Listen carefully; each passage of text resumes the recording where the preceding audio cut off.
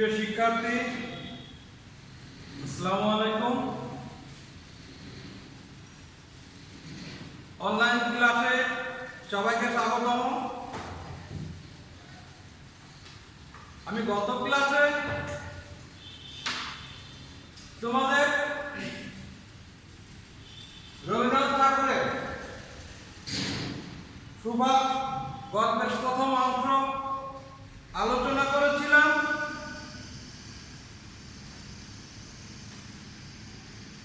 আজ আমরা বাকি অংশটা আলোচনা করব।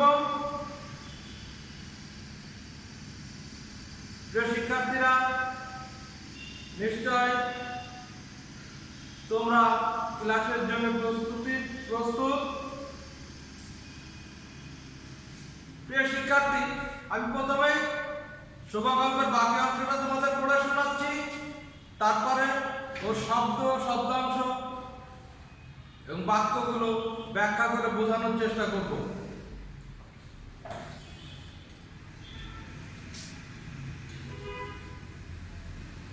সুভাষের গুটিগত অন্তরঙ্গ বন্ধুর দল ছিল না তাহা নহে। গোয়ালের দুটি গাভী, তাহাদের নাম সর্বশী ও পাঙ্গুলি। সে নাম বালিকার মুখে তাহারা কখনো শুনে নাই, কিন্তু তাহার পদশব্দ তাহারা চিনিত। তাহার কথাহীন একটা করুণ সুর ছিল, তাহার মর্ম তাহারা ভাষার অপেক্ষা সহজে বুঝিত। সুভা কখন তাহাদের আদর করতেছে, কখন ভর্ৎসনা করিতেছে, কখন মিনতি করতেছে, তাহারা মানুষের অপেক্ষা ভালো বুঝিতে পারিত।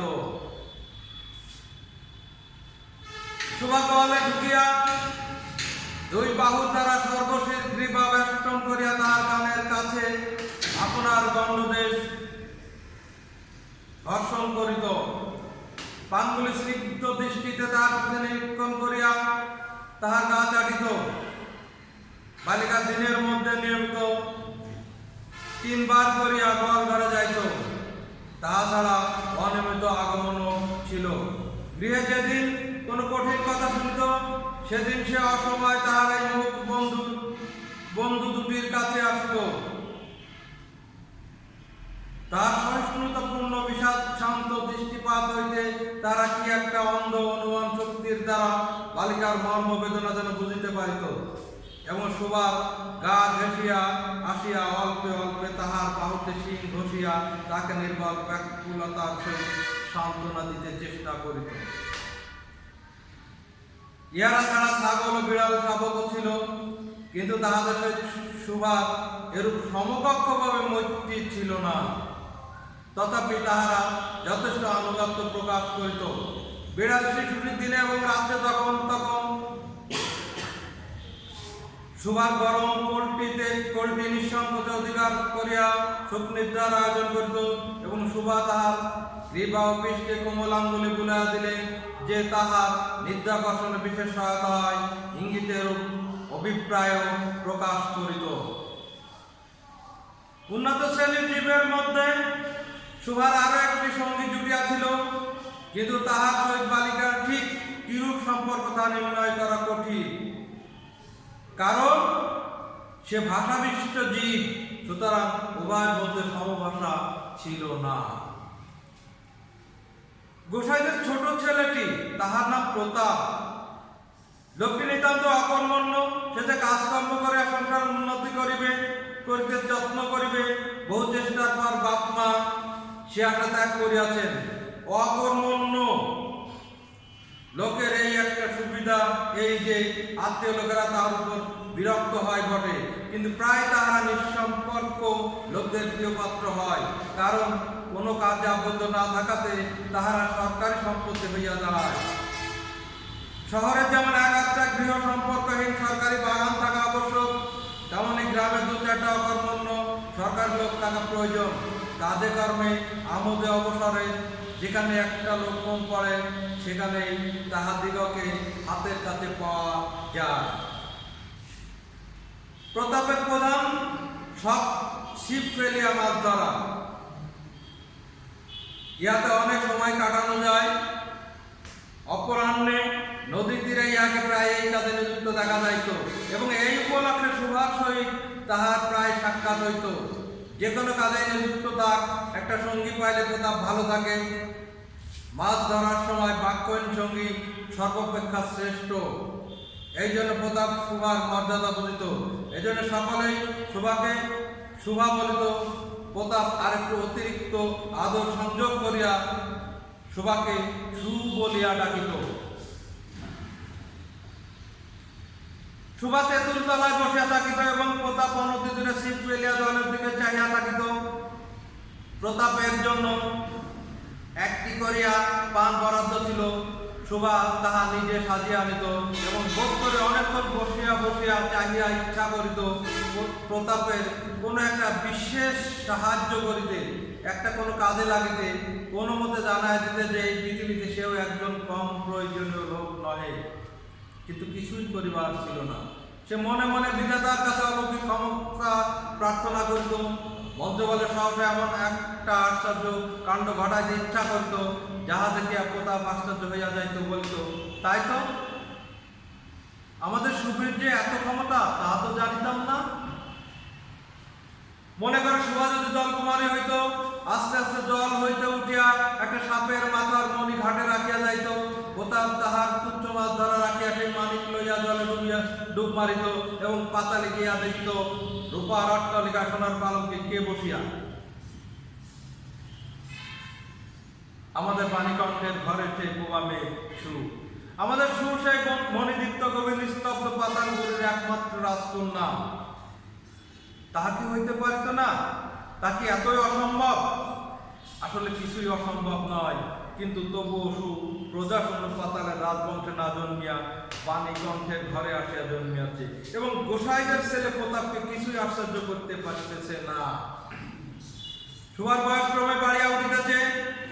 ক্রমে সে যেন আপনাকে আপনি অনুভব করতে পারিতেছে, যেন কোনো এক পূর্ণিমা তিথিতে কোনো এক সমুদ্র হইতে একটা জোয়ারের স্রোত আসিয়া তাহার অন্তরাত্মাকে এক নতুন অনির্বচনীয় চেতনা শক্তিতে পরিপূর্ণ করিয়া তুলিতেছে। সে আপনাকে আপনি দেখিতেছে, ভাবিতেছে, প্রশ্ন করতেছে এবং বুঝিতে পারতেছে না। গভীর পূর্ণিমা রাতে সে একদিন ধীরে স্বয়ংক্রিয় দ্বার খুলিয়া ভয় ভয় মুখ বাড়া বাইরের দিকে চাইয়া দেখে পূর্ণিমা প্রকৃতি ও সুভার মতো একাকিনী সুপ্ত জগতের উপর বসিয়া জাগিয়া বসিয়া যৌবনের রহস্যে পুলকে বিষাদে অসীম নির্জনতার একেবারে শেষ সীমা পর্যন্ত, এমনকি তাহা অতিক্রম করিয়াও থমথম করতেছে, একটা কথা কহিতে পারতেছে না। এই নিস্তব্ধ ব্যাকুল প্রকৃতির প্রান্তে একটি নিস্তব্ধ ব্যাকুল বালিকা দাঁড়ায়া। এদিকে কন্যা ভারগ্রস্ত পিতা মাতা চিন্তিত হইয়া উঠিয়াছেন, লোকে নিন্দা আরম্ভ করিয়াছে, এমনকি এক ঘরে করবে এমন জনরব শোনা যায়। বাণীকণ্ঠের সচ্ছল অবস্থা, দুই বেলায় মাছ ভাত খায়, এজন্য তাহার শত্রু ছিল। স্ত্রী পুরুষে বিস্তর পরামর্শ হইল। কিছুদিনের মধ্যে বাণী বিদেশে গেল। অবসরে ফিরে আসিয়া কইল, চলো কলকাতায় চলো। বিদেশ যাত্রার উদ্যোগ হইতে লাগিল। কুয়াশা ঢাকা প্রভাতের মধ্যে সবার সমস্ত হৃদয় অশ্রুবাষ্পে একেবারে ভরিয়া গেল। একটা অনির্দিষ্ট আশঙ্কা বসে। সে কিছুদিন হইতে ক্রমাগত নির্বাক জন্তুর মতো তার বাপ মায়ের সঙ্গে পীড়িত। কাগজ চক্ষু মেলিয়া তাদের মুখের দিকে চাইয়া কি একটা বুঝতে চেষ্টা করত, কিন্তু তাহারা কিছু বুঝাইয়া বলিতেন না। ইতিমধ্যে একদিন অপরাহ্নে ছিপ ফেলিয়া প্রতাপ হাসিয়া কইল, কিরে সু, তোর নাকি বর পাওয়া গেছে, তুই বিয়ে করতে যাচ্ছিস? দেখিস আমাদের ভুলিস নি বলিয়া আবার মাছের দিকে মনোযোগ করিল। মর্মবিদ্ধ হরিণী ব্যাধের দিকে যেমন করিয়া তাকায়, এরবে বলিতে থাকে, আমি তোমার কাছে কি দোষ করিয়াছিলাম? সুভা তেমনি করে প্রতাপের দিকে চাইল। সেদিন গাছের তলায় আর বসিল না। বাণীকণ্ঠ নিদ্রা হইতে উঠিয়া স্বয়ংক্রিয় তামাক খাইতেছিলেন। সুভা তাহার পায়ের কাছে বসিয়া তার মুখের দিকে চাহিয়া কাঁদতে লাগিল। অবসরে তাহাকে সান্ত্বনা দিতে গিয়া বাণীকণ্ঠের শুষ্ক কপলে অশ্রু গড়াইয়া পড়িল। কাল কলকাতায় যাইবার দিন স্থির। সুভা গোয়াল ঘরে তাহার বাল্য সখীদের কাছে বিদায় লইতে গেল। তাহাদিগকে সহস্তে খাওয়াইয়া গলা ধরিয়া একবার যত পারে কথা ভরিয়া তাহাদের মুখের দিকে চাইল। দৈন্যত্ব পল্লব হইতে টক টক করে অশ্রুজল পড়তে লাগলো। সেদিন শুক্লা দ্বাদশীর রাত্রি শোভাশয়ন গৃহ হইতে বাহির হইয়া তাহা সেই চিরপরিচিত নদীতে ষষ্ঠ সজ্জায় লুটাইয়া পড়িল। যেন ধরণীকে এই প্রকাণ্ড মুখ মানবতাকে দুই বাহুতে ধরিয়া বলিতে চাহে, তুমি আমাকে যাইতে দিও না মা, আমার মতো দুটি বাহু বাড়াইয়া তুমিও আমাকে ধরিয়া রাখো।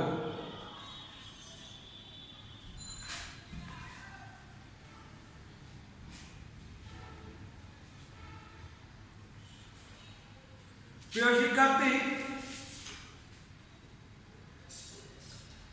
আমি গল্প শেষ অংশ পড়লাম। এখন আমি চেষ্টা করব তোমাদের অংশ বিশেষ অংশ করে একটু একটু করে বোঝানো। সুভাষের গুটিকক অন্তরঙ্গ বন্ধুত্ব ছিল না তা নহে। অর্থাৎ সুভাষের বাক প্রতিবন্ধী একটা মেয়ে, তার কিছু বন্ধু ছিল। সেই বন্ধু কারা আমরা একটু জানার চেষ্টা করি। তার গলে দুটো গাভী ছিল যাদের নাম ছিল সর্বস্ব পাঙ্গুলি। সর্বস্ব পাঙ্গুলির সাথে সুভাষ হৃদ্যতাই এতটাই নিবিড় ছিল যে তার পায়ের শব্দে তারা বুঝতে পারত যে কে আসছিল, এবং তারা যেন সুভাষ কথাগুলো বুঝতে পারত। তারা বুঝতে পারতো সুভা কখন তাদের আদর করছে, কখন তাদের বকাঝকা করছে, রাগ করছে, কখন ভালোবাসছে। মানুষের চেয়েও তারা যেন বেশি বুঝতো। প্রিয় শিক্ষার্থীরা, আমি আগে বলেছিলাম যারা বাক প্রতিবন্ধী থাকে তারা তাদের বিভিন্ন অভিব্যক্তির মাধ্যমে, অঙ্গভঙ্গির মাধ্যমে তাদের কথাটা বোঝানোর চেষ্টা করে, তাদের আবেগ অনুভূতিটা বোঝানোর চেষ্টা করে, এবং তারা অনেক আবেগপ্রবণ অনুভূতি সম্পন্ন মানুষ হয়।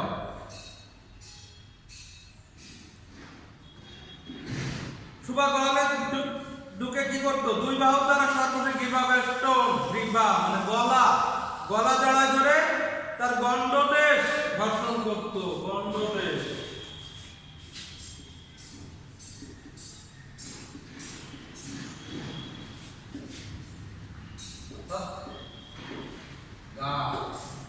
সুভা তার এই যে দুটো বন্ধু ছিল সর্বস্ব এবং পাঙ্গুলি, সর্বস্ব গলা জড়ায় ধরে তার কানের কাছে নিজের গালটা ঘর্ষণ করত, ঘষত। এটা আদরের একটা অভিব্যক্তি। পাঙ্গুলি স্নিগ্ধ চোখে তার দিকে নিরীক্ষণ করে তার গা চাটিত। পাঙ্গুলি অর্থাৎ আর একটা গাভী তার গা চাটত, এটাও তার একটা ভালোবাসার অভিব্যক্তি। সুভা নিয়মিত গোয়ালঘরে যেত 3 বার, কিন্তু এছাড়াও আরো যেত। কখনো যদি তার মন খারাপ থাকতো, কেউ বেশি কথা বলতো, তার কথাগুলো, তার অনুভূতিগুলো বোঝানোর জন্যই যেন এই গোয়ালের গাভী দুটির কাছে যেত। তারা যেন তাদেরকে, সুভাকে তারা যেন বুঝতে পারত এবং তারাও তাদেরকে বিভিন্নভাবে সান্ত্বনা দিত।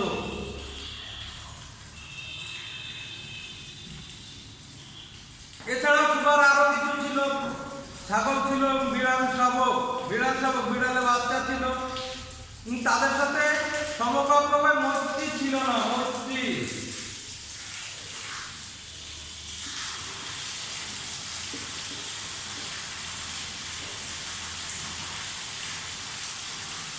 বন্ধুত্ব, মৈত্রী মানে বন্ধুত্ব, সমভাব বন্ধুত্ব। ঠিক সর্বস্ব এবং পাঙ্গুলির সাথে যে সম্পর্কটা ছিল ওইরকম বন্ধুত্ব তাদের সাথে ছিল না। কিন্তু বিড়ালটা তাদের যথেষ্ট তোমার সাথে অনুভব ছিল, এবং দিন রাতে সুভাষ করে ঘুমাতো, এবং সুভাষ তার পিঠে গলা যখন হাত ঘুলাতো, আঙুল ঘুলাতো, সে আরাম পেত। সেটাও সে অভিপ্রায়টা সে প্রকাশ করত। ইতিমধ্যে আমরা জানতে পারি আরো একটা প্রাণীর সাথে সুভাষ একটা হৃদ্যতার সম্পর্ক গড়ে ওঠে। সেই হৃদ্যতার সম্পর্কটা ছিল সেই হৃদ্যতা সম্পর্কটা ছিল একজন মানুষের। ভাষা বিশিষ্ট জীব বলা হয়েছে, সেই ভাষা বিশিষ্ট জীব। সে প্রসাদের ছোট ছেলে প্রতাপ, সে ছিল অকর্মণ্য।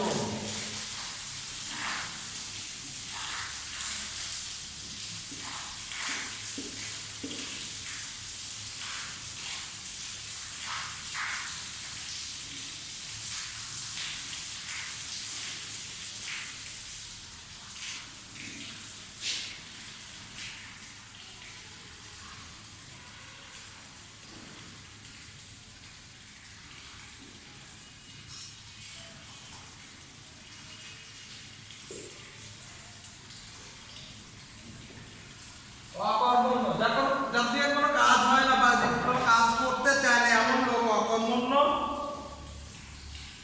এবং তার মা বাপ তার প্রতি হতাশ হয়েছে, সে আসলে কিছু করতে পারবে না। কিন্তু এই অকর্মণ্য লোকগুলো সমাজে সবাই তাকে ব্যবহার করে, বিভিন্ন কাজে ব্যবহার করে। প্রথমের প্রধান শখ ছিল ছিপ ফেলে মাছ ধরা, এবং নদী তীরে সে মাছ ধরতে যেত। মাছ ধরতে যেয়ে এই যে মাছ ধরার কাজ, এখানে একজন সঙ্গী থাকলে তবে ভালো লাগতো। এবং সেই সঙ্গীটা মাছ মারার ক্ষেত্রে, তোমরা জানো যে মাছ মারার ক্ষেত্রে যদি তার কেউ যদি কথাবার্তা না বলে তাহলে ভালো লাগে। এবং সুভাকেই এই জন্য তার সবচেয়ে বেশি ভালো লাগতো, কারণ সুভা কথা বলতে পারে না, কিন্তু তার সঙ্গী দরকার ছিল। এবং প্রতাপ তাকে আদর করে কি মনে মনে সু বলে ডাকতো। সুভা তেঁতুলতলায় বসে থাকতো এবং প্রতিদিন তার জন্য একটা পান সাজা নিয়ে যেত নিজ হাতে। শোভা প্রতাপের মাছ ধরা দেখতো এবং মনে মনে কল্পনা করতো যে সবটা যদি তাকে অলৌকিক ক্ষমতা দিত, তাহলে সে কি করতো, যে জল কুমারী হয়ে যেত, জল কুমারী। এবং তার সাপের মাথার যে মণি, সে ঘাটে রেখে তো প্রতাপ তার তুচ্ছ মাছ ধরা রেখে রাখিয়া সেই মানিক লইয়া জলে ডুব মারত। পাতালে গিয়া দেখিত রূপার অট্টালিকা সোনার পালঙ্কে কে বসিয়া, আমাদের বাণীকণ্ডের ঘরে সেই গোবা মেয়ে সু, আমাদের সু সেই মণিনিত্য গভীর নিস্তব্ধ পাতালপুরের একমাত্র রাজকন্যা। প্রিয় শিক্ষার্থীরা, দেখো এখানে শোভা একটা কল্পনার জগতে এসেছিল পাতালপুরের রাজকন্যা। সে যেন অলৌকিক ক্ষমতা দিয়ে পাতালপুরের রাজকন্যা হয়ে যায় এবং প্রতাপ যেন তাকে খুঁজতে যায়, সেখানে যায় দেখে। মূলত সে চাইতো প্রতাপের দৃষ্টি আকর্ষণ করতে এবং আশ্চর্যজনক কিছু করতে, যেটা যে প্রতাপের দৃষ্টি আকর্ষণ করবে। সুভার বয়স ক্রমে বাড়িয়া উঠতেছে, ক্রমে সে আপনাকে আপনি অনুভব করতে পারতেছে, যেন কোনো একটা পূর্ণিমা তিথিতে কোনো একটা সমুদ্রতে একটা জলের স্রোত আসিয়া তার অন্তরাত্মাকে এক অনির্বচনীয়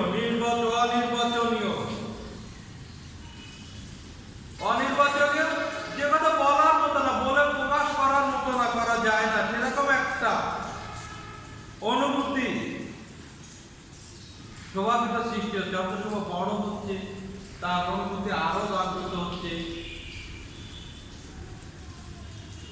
গভীর পূর্ণিমা রাতে সে একদিন ধীরে স্বয়ংক্রিয় দ্বার খুলিয়া ভয় ভয়ে মুখ বাড়ায় বাইরের দিকে চাইয়া দেখে পূর্ণিমা প্রকৃত সুমার মধ্যে একাকিনী সুপ্ত জগতের উপরে বসিয়া জাগিয়া বসিয়া যৌবনের রহস্যে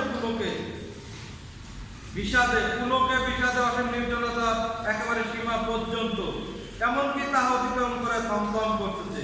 অর্থাৎ গভীর রাত্রে, পূর্ণিমার রাত্রে, এই যে গভীর রাতে পূর্ণিমার একটা নিজস্ব সৌন্দর্য, একটা রূপ আছে, কিন্তু পূর্ণিমা এখানে সেই সৌন্দর্য রূপকে অতিক্রম করে গেল তাতে নিঃসঙ্গতা, তাতে নিস্তব্ধতা, সে যেন ঠিক শোভার মতোই নিঃসঙ্গ, সেরকম একটা অবস্থা আছে। এবং সে নিস্তব্ধ ব্যাকুল প্রকৃতির এক পাশে কে একটা নিস্তব্ধ ব্যাকুল বালিকা, অর্থাৎ শোভা দাঁড়া আছে, প্রকৃতির একটা অংশ হয়ে। এদিকে কন্যা ভারগ্রস্ত পিতামাতা চিন্তিত হইয়া উঠিলেন। লোকে নিন্দা আরম্ভ করে আছে, এমনকি এক ঘরে করিবে এমন জনরব শোনা যায়। বাণীকণ্ঠের সচ্ছল অবস্থা, দুই বেলায় মাছ ভাত খায়, এজন্য তার শত্রু ছিল। প্রিয় শিক্ষার্থীরা, এই অংশটুকু লক্ষ্য করো। এখানে কিন্তু তৎকালীন সময় সামাজিক অবস্থাটা, একটা মেয়ে বড় হলে বিয়ে দিতে হবে, বিয়ে দেওয়ার যে চিরাচরিত যে নিয়ম আমাদের সমাজে আছে, নির্দিষ্ট সময় বিয়ে না দিতে পারলে সমাজ যেন ব্যতিব্যস্ত হয়ে ওঠে। এবং বাণীখণ্ডের যেহেতু অবস্থা ভালো ছিল, সেজন্য তার শত্রু ছিল। এই শত্রুরা সে যে মেয়েকে বিয়ে দিচ্ছে না, এই ধরনের একটা অভিযোগ বা অনুযোগ করে তাকে একঘরে করার চিন্তা ভাবনা করে। এটা হচ্ছে সমাজের একটা খারাপ দিক, যে একটা নির্দিষ্ট বয়সে একটা মেয়েকে বিয়ে করা দেওয়া দরকার, কিন্তু বিয়ে না দিতে পারলে যে তার প্রতি বিরূপ বা নেতিবাচক চিন্তা করতে হবে, তৎকালীন সমাজে এটা প্রচলিত ছিল। এখনো আমরা কোনো কোনো এলাকায় দেখতে পাই যে মেয়েরা একটু যৌবনবতী হলে, একটু বয়স হলে তাকে বিয়ে দেওয়ার জন্য মা বাবা তো দূরের কথা, পাড়া পড়শিরা আরো বেশি ব্যস্ত হয়ে ওঠে। এরকম একটা অবস্থা। স্ত্রী পুরুষের বিস্তর পরামর্শ হলো, বিস্তর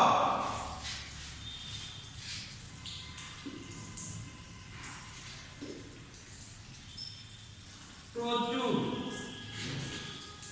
অনেক, অর্থাৎ স্বামী শ্রী বাণীখণ্ড এবং বাণীখণ্ডের স্ত্রী সুভা, বাবা এবং মা, তারা প্রচুর আলাপ আলোচনা করলো, ভালো পরামর্শ করলো এবং বিদের যাত্রার উদ্যোগ হইতে লাগলো। উদ্যোগী হয়ে প্রস্তুতি নেওয়া।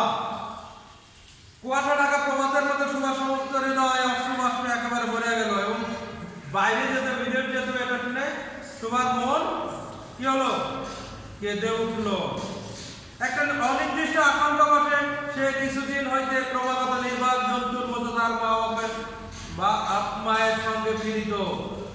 নির্বাক,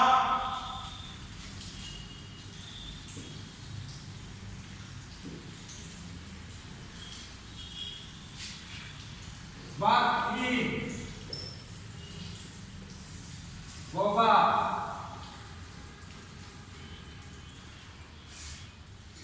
নির্বাক জন্তুর মতো সে বাবা মার সাথে কিছু ডাগর চক্ষু মেলে তাদের মুখে চাহিয়ে আছে একটা বুঝিতে চেষ্টা করলো। বাবা মার চোখ মুখ থেকে সে বোঝার চেষ্টা করতো, কিন্তু কিছু বুঝতে পারতো না এবং তার বাবা মাও তারা বোঝানো ছিল। মূলত সোহার বিয়ের জন্য বিদেশে কলকাতায় তার বাবা মা চেষ্টা করছে এবং সেই প্রস্তুতি চললো সেখানে পাঠানোর জন্য। ইতিমধ্যে একদিন অপরাহ্নে সিং পেলে কথা ভাষা করলো, কিরে সু, তোর নাকি বাবা পাওয়া গেছে, তুই বিয়ে করতে যাচ্ছিস, দেখিস আমাদের ভুলিস নেই বলে আবার মাসের দিকে মনোযোগ করলো। অর্থাৎ এই কথাটা পাড়ায় বা গ্রামে ছড়ায় পড়ছে যে সুভা বিয়ে হবে, কলকাতায় তাকে নিয়ে যাচ্ছে এবং তার বর পাওয়া গেছে, এটা নিয়ে প্রতাপ কথা বললো। মর্মবিদ্ধ হরিণী ব্যাধের দিকে যেমন করিয়া তাকায়। প্রিয় শিক্ষার্থীরা লক্ষ্য করো, মর্মবিদ্ধ হরিণী অর্থাৎ তীরবিদ্ধ হরিণী ব্যাধ। প্রিয় শিক্ষার্থীরা, আমি একটু মুছে দিলাম।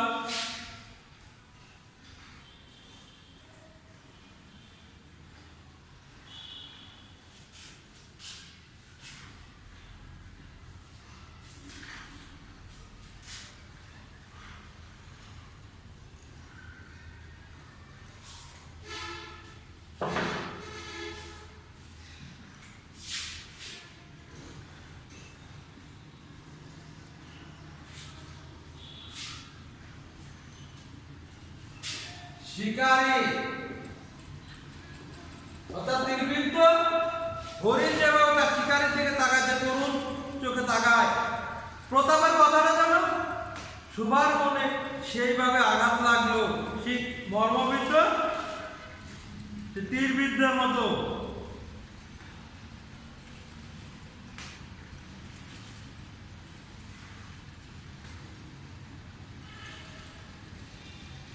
এবং সে যেন মনে মনে ব্যাকুল ভাবে তাকে বলতে, আমি কি দোষ করেছিলাম, কি দোষ আমার।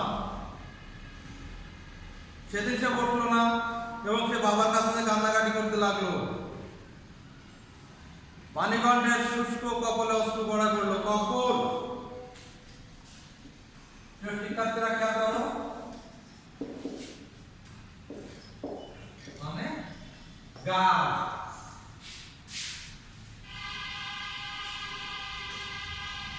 কলকাতা যাইবার তিনি স্ত্রীর শুভাকালগারীদের বাল্য সখীদের কাছে বিদায় লইতে লাগিল। তাদিগকে সহস্তে খাওয়ায় কলা ধরিয়া একবার দুই চোখে যত পারে কথা ভরিয়া তাদের মুখের দিকে চাইল, তার নেত্র পল্লব হইতে টপ টপ করিয়া অশ্রু জল পড়তে লাগলো। তার নেত্র পল্লব হইতে, তার চোখ দিয়ে, চোখের পাতা পেয়ে যেন টপ টপ করে অশ্রু, তার কান্না যে প্রকাশ, সেই চোখের পানি পড়তে লাগলো। কাল কলকাতা যাইবার দিন স্থির হইয়াছে, শুভাগল ঘরে ঘরে বাল্য সখীদের কাছে বিদায় লইতে লাগিল। সেদিন ছিল শুক্লা দ্বাদশীর রাত্রি, আর সেদিনটা ছিল শুক্লা দ্বাদশী, অর্থাৎ চাঁদের দ্বিতীয় দিন। এই দিন অর্থাৎ পূর্ণিমা, অনেকটা পূর্ণিমা। শুভা স্বয়ংগৃহ হইতে বাহির হইয়া তার সেই চিরপরিচিত নদী তটে সজ্জা তার ঘাটের পরে সেই লোটায় পড়ল এবং ধরণীকে, ধরণী আমরা দেখি ধরণী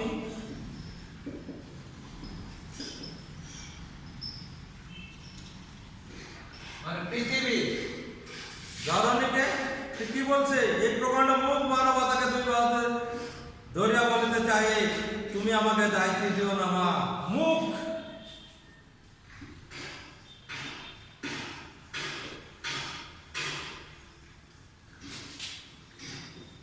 বাকহীন, এই প্রকৃতির মতো শোভা যেমন বোবা, প্রকৃতিও যেন সে বোবা, সেই প্রকৃতি যেমন তার সবকিছুকে তার দুই হাতে জড়ায় রাখছে, শোভাকেও যেন সেভাবে জড়ায় ধরে রাখে।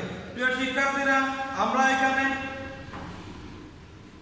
একজন বাক প্রতিবন্ধী মেয়ের শৈশব, কৈশোর এবং যৌবনের প্রারম্ভে তার অনুভূতি, তার কল্পনা, তার কষ্ট, তার দুঃখ, এগুলো প্রকাশ আমরা বিভিন্নভাবে লক্ষ্য করেছি। আমি যতটা সম্ভব তোমাদেরকে ব্যাখ্যা করার চেষ্টা করছি স্বল্প সময়ের মধ্যে। তোমাদের যদি এরপরও যদি কোনো প্রশ্ন থাকে, তোমরা আমাকে বিভিন্নভাবে প্রশ্ন করতে পারো, অনলাইনে করতে পারো, ফোনে করতে পারো, কমেন্ট বক্সে কমেন্টের মাধ্যমে প্রশ্ন করতে পারবো। আমি চেষ্টা করব তোমাদের প্রশ্ন উত্তর দেওয়ার জন্য। প্রিয় শিক্ষার্থী, তোমাদের জন্য একটা বাড়ির কাজ আমি দিয়ে দেই।